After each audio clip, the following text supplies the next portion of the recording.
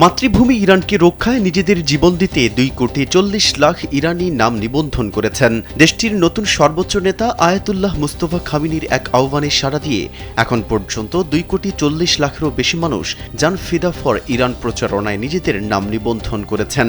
এই বিশাল তালিকায় খোদ প্রেসিডেন্ট মাসুদ পেজেশকিয়ানও শামিল হয়েছেন।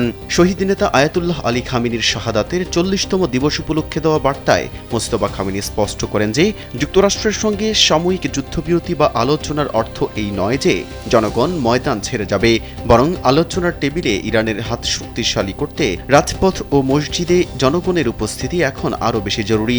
মোস্তফা খামিনির এই বার্তার পরেই নিবন্ধনের সংখ্যা 1,40,00,000 থেকে লাফিয়ে মাত্র কয়েকদিনে 2,40,00,000 ছাড়িয়ে যায়। ইরানি কর্তৃপক্ষের মতে এই স্বেচ্ছাসেবী জনস্রোত প্রমাণ করে যে বহিরাগত হুমকি মোকাবেলায় পুরো জাতি আজ ঐক্যবদ্ধ।